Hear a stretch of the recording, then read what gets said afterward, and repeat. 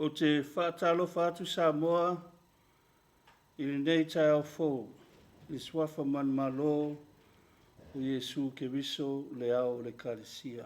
Maia, se tātou tapua i atu i le tua, i le nei Taeao.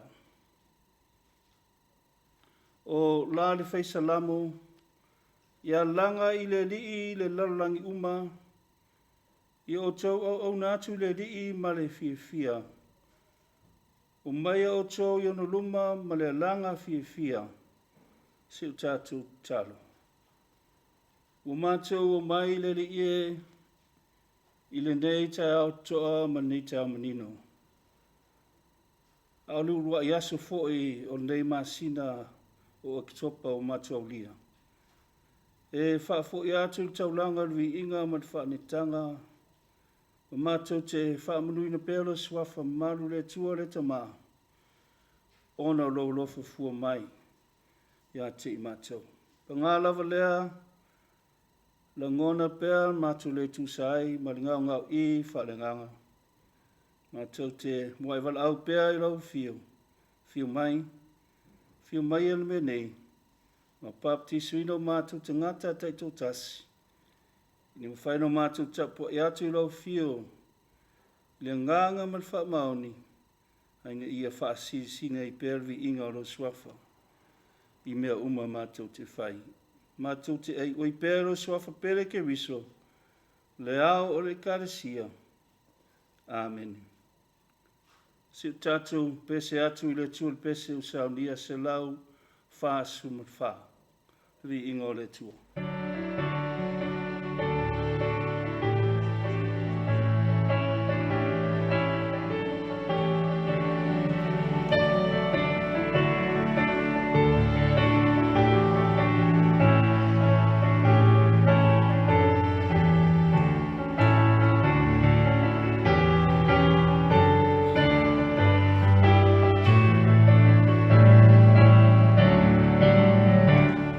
Samoa.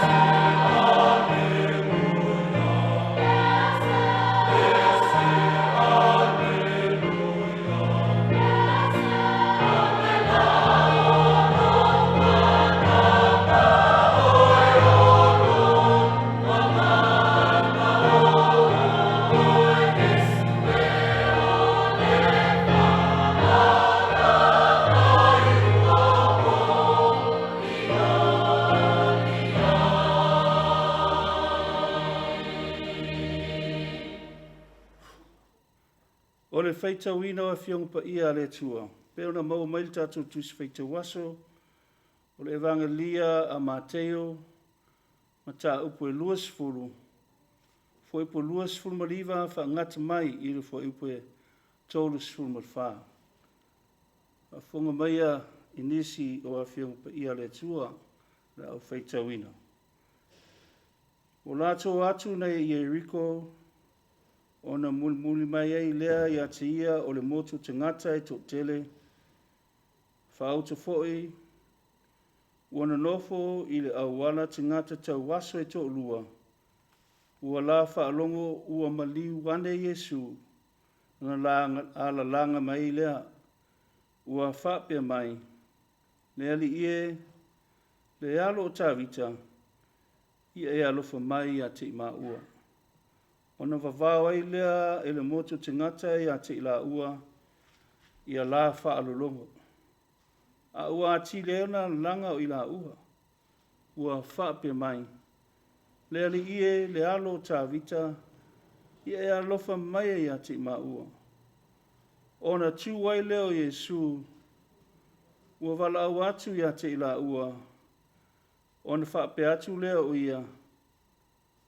Se a se mea lua te mana iai, o te whaia mo o lua. O na la whai mai lea i ati ia, lea li ia pupula o ma ua mata.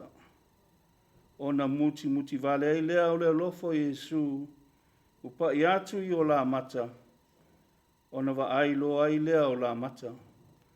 O na la muli mai lea i ati ia. Whamanuia tele mai le tua, le tātou te mā, le tātou whaitau, ma whalonglongo pēr, nisi ana whiongpa ia, i le nei Taeao, i tu mau pēr le tua poto tō tasi, le vi inga, ma le mamalu, nei ma seo pēr i le whaavavau lava. Amen. O le launga le swafa mamalu, le tua te mā, le alo, ma le ngangpa ia. Amen. Fa mail tatu manatu o tu mo le so. O le ase mea lua te manao o te whaia mo o lua. O le ase mea lua te manao o te whaia mo o lua. What do you want me to do for you? What do you want me to do for you? Mo tatu matua mai le whoipoe tolus fuma lua mai le whoipoe tolus fuma tolu. Rao whaitauina. Ona tuai leo Yesu, o wala au atu ia te ila ua, ona whape atu leo ia, se a se mea lua te manao iai, o te whaia mo lua. Ona la whai mai lea ia te ia, lea li ia pupula o ma ua mata. Jesus stopped and called them, what do you want me to do for you? Ole manatu au mo neiva yasu. Rau ngā fua nei. Manatu au o le fisili. Taulo iei ma whauwhaunga neva i aso atua. Ma whauwhaunga ma manatu whatau i fisili. Questions. E tā ua ma o ngā le whai o fisili. Ina ia malam lama i se matau. O le fisili lei. E le manatu. E au ngā ina ia manino ai se mea sa le manino, sa ne nefu. Ai mei se mea whaingtaha. Ina ia ese tūlanga sa le manino, pe sa ne nefu, i whaafonga ma le iloa. Ina ia manino ma nofu malam lama umatangata i se matau sa onga e le manino ia i tō tele. E le tauwhi o le tātou tala sau tātou whalongo i ne Taeao mwhaitau i ai o māsani ai le tātou i kāresia. Wāfo i ua whaangongo tangi au le ne tala mātingo fie i le whaafonga manino le kāresia pa ia ma le nu o le tua, ma Samoa wa. Le whesili whaatupu natu mo i tātou, le ase a onga, le ase le sona mo i tātou. Mai le whelua inga mātingo fie nei. O Yesu, ma nei uso tau waso nei tō lua. O le mea mua. O lo manino mai ia te ila ua nei. Nei uso tau aso. E tūlanga leo le matua i whātua tua moni. Te ngata ua loto tele ua whaalia la whātua tua ia Yesu. O silinga tari i seu se Faifeau mo ina ua. Ai no la whaalonga tala la whio atu Yesu. Ia na la whapeane le ia tā o le nofo le whaitatoa lea. Le anga i mai e Yesu, rau so ma le moto te ngata se tā wala au. Se tā au ngani atu i le whaola le Mesia. Wai le pini ua tele na wa venga o fofungia na whai e si umaram lama i nei la. A uso tau aso nei. A ranu tupu. Le ngata ua longo i tino matangi lei so la ufina ngalo. I le tele o tala ave. I le whaatu la i Yesu e sa pipili whaasavali. Wha maro lo so estuenga ngasi ngasi. Ia ma whaapula fwoi mata e sa tau aso. Le laua lai lolei. O lava noa lea. Le la su mai lea o fo mai siri. Ia le laua lau whaatentali teimi. E whio atua Yesu. Ia. Ai la ala tupu. Ua tau suru mua lava i nisi o le moto te ngata. Ia na tamu whai vavao. Vavao ia te ilau aua ne i whala lavi ina lea wa. Salo whai la usu. I tolu le ai o Hieriko. A le alfo i rale wingo le ngoa o Hieriko. Te mantu ai o le ngoa Hieriko e mau me le upu e Peru. O le rea. O nono winga. O le fragrance. Po se mea manongi lei ma na namu lei. Le la ua langa atu la ua Lord, Son of David, have mercy on us. Le ia le alo tawita ina alofa mai ia te mau. O te ngata pangatia, te ngata o fiola, fia mauare me alofa. O le vaai mal sisila. Ai ui le tele na wa le au te na whai mai. Aua le pisa o lua. Te ngata o mai o te ngia ma, tau whai e whawhiwhi de mu. Nera latu rebukinga. Nei uso nei. Ia nāu i lo aile vai o uso. Leo sui o motu tangata. Sui nei o motu tangata. Ua tau waso whalenganga. Ua polo latu sisira ma latu vaai whalenganga. Iwi lawa na vaai. Ai pō.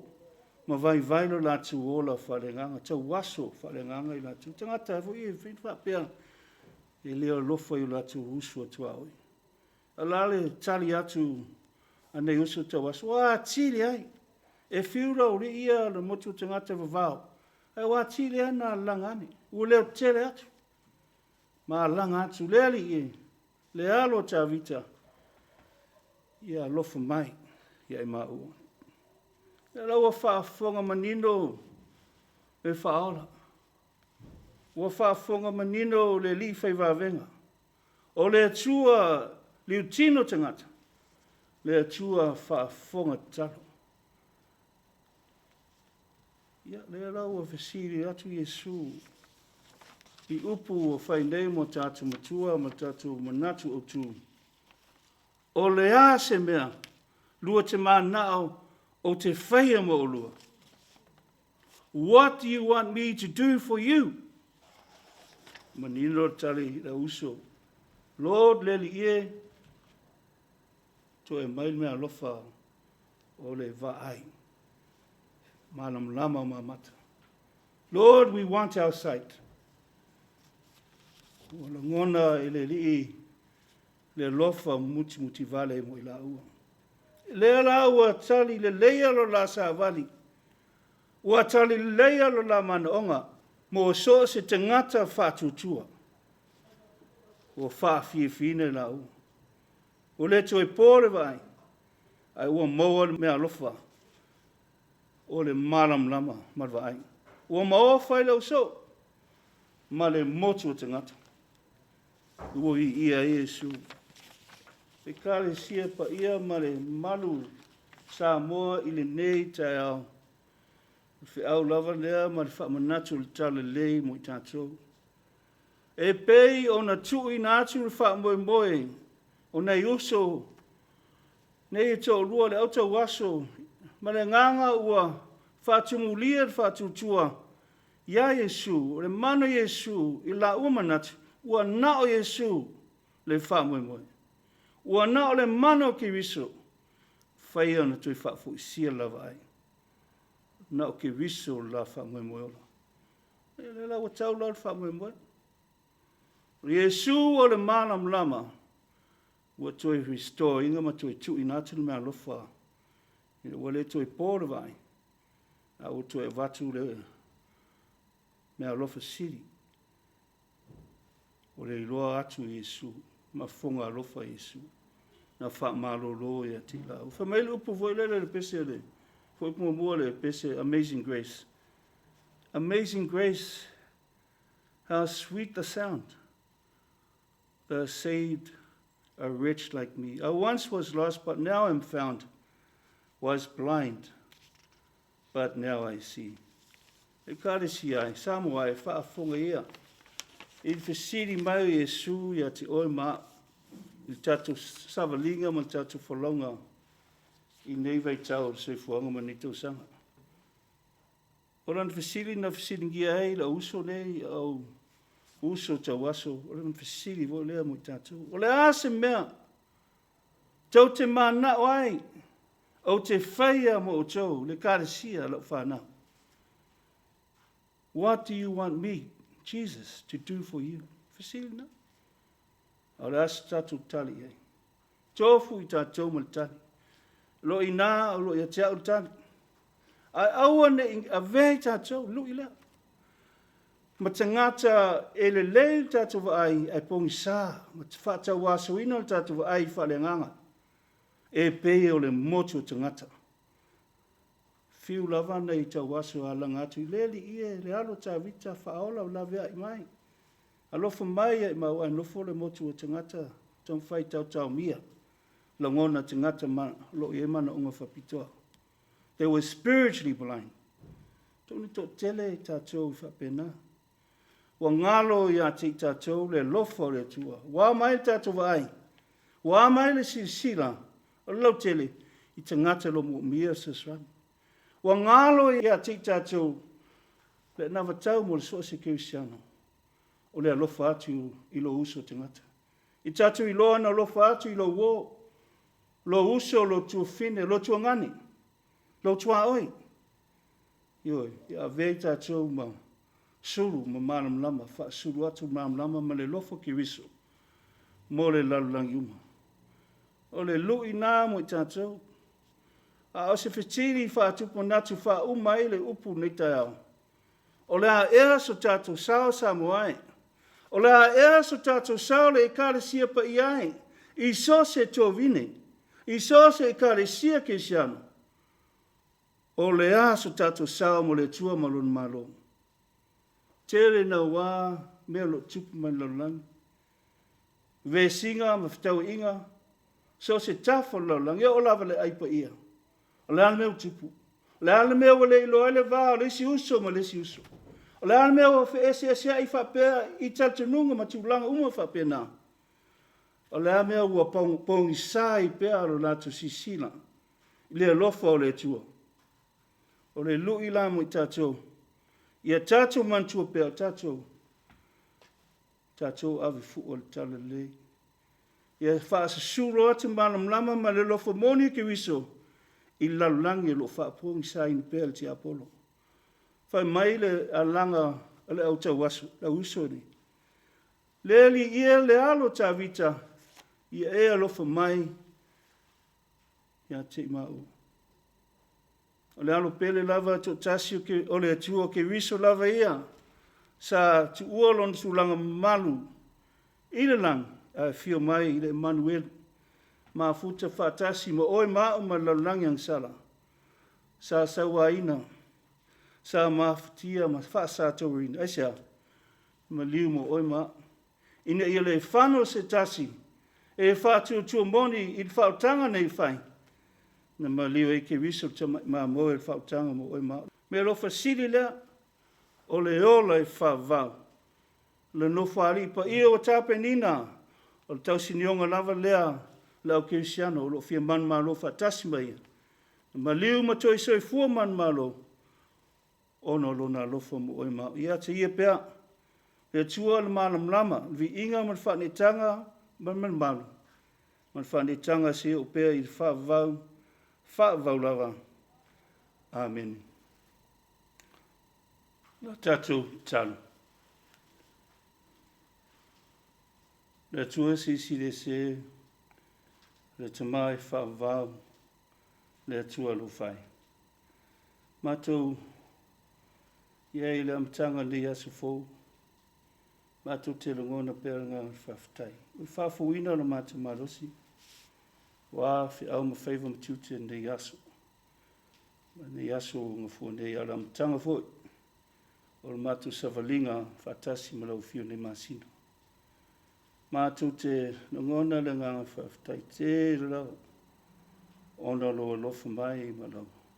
Lima taitaina I matou, ale lo lava ngang pa ia. Tauto luina na matou vai ma whatawaa ma le atu toa.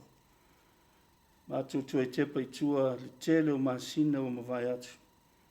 Ono maofa leo matou loto tamai. Leo lofa sisiri ma lo lofa tutu loa. I le soifua ma le ola lo nuu ma lo atinu. Ma lo nuu whatutua. Matou te ngona I whaftai. Ono loo penana maulunga. Leo na masina. Iau ona uma loo. Whawhale malu. I nuu malalawhanga. Ona tofi. I so se whatawhaitau langa. Le au matua. Nei matua tausi. Au sina. Tono ainga. Tono na matua nuu. Lo I whapenana e anga lei mai. Whafua loa fo I lo lato suifua. Whaftai lo fio lo te inga. O I malpupu e suifua ma le ola lo whanau. Ma sosiala. So se fita ma whengta. Manuia a inga ma lato whanau. Nei whanau lo whengai pea ma le ola tauiwi I tono potua aunga. To tele I lato tupulanga lo whengai ma nei matua tausi. A meisi matai mo lato a wainga lato fo I pokalam masani I le asu ma le asu. I le ngau ina vau. Ma le whangote ina ngata I whane. Whaiva ma tiute ma fufuanga ma lawa singa le asu ma le asu.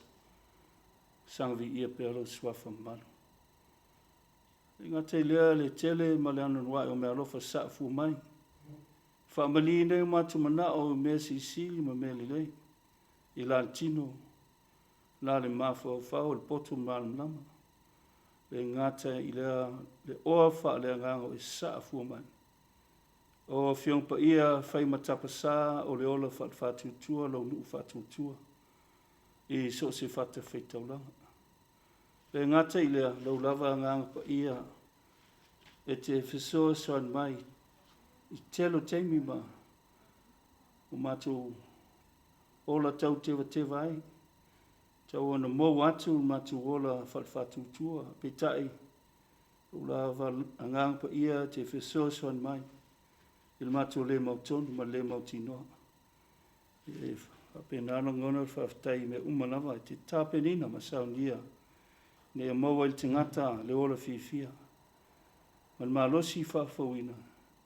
E matu whaiva o le tautua, o le tausingo ai, tautuina o matai, tautuina o le karesia, tautuina o pisnisi ma whaiva lofidima whaamalo I matanga luenga ese lo ngā luei to tele. Ai ale karesia wau, karesia kensianu uma.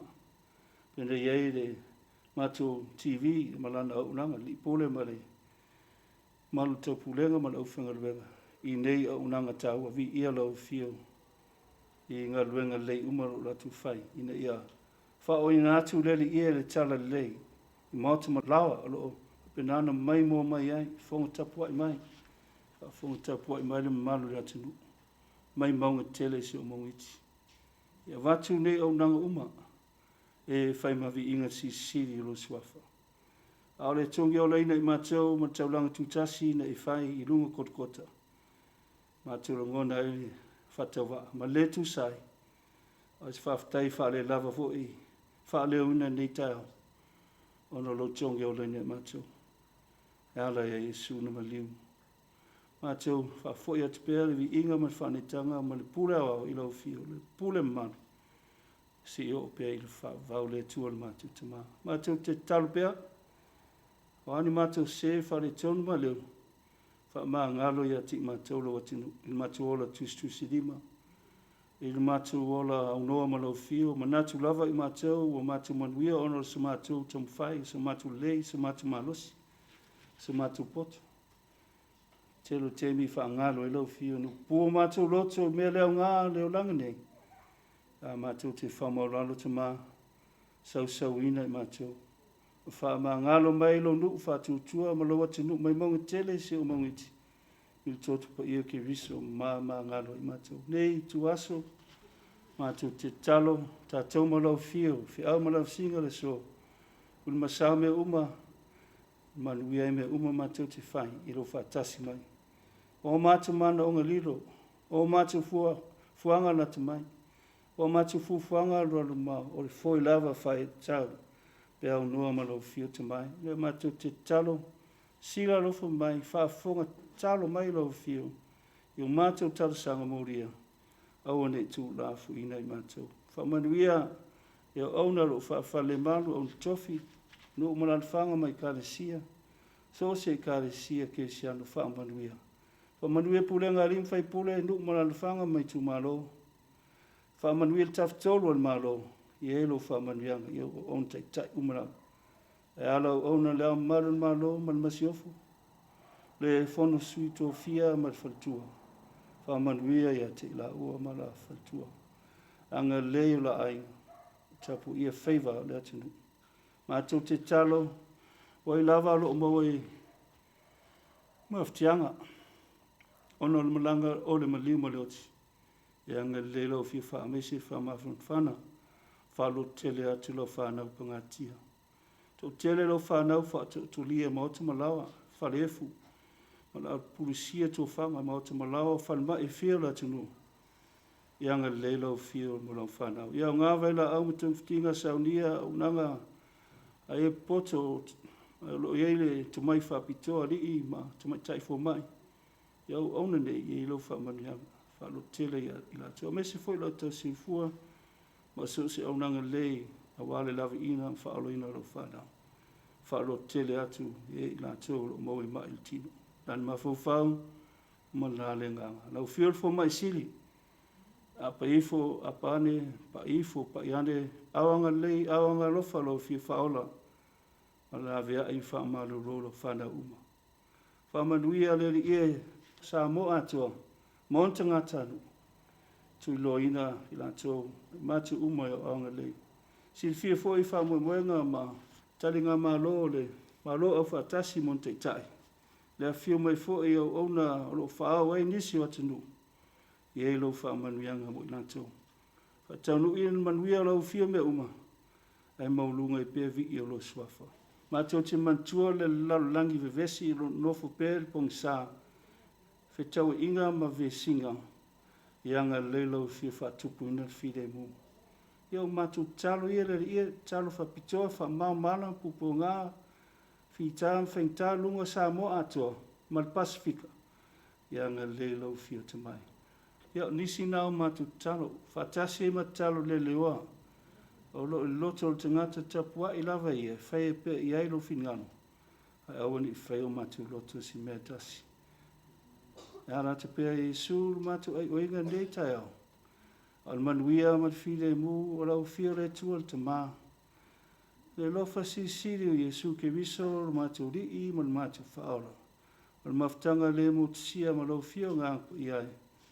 Tu mai le lunga I lo I kāresia. Ma Samoa atua. Ma lalangi uma. Nei ma se o pēr I le whaavau lava. Amen.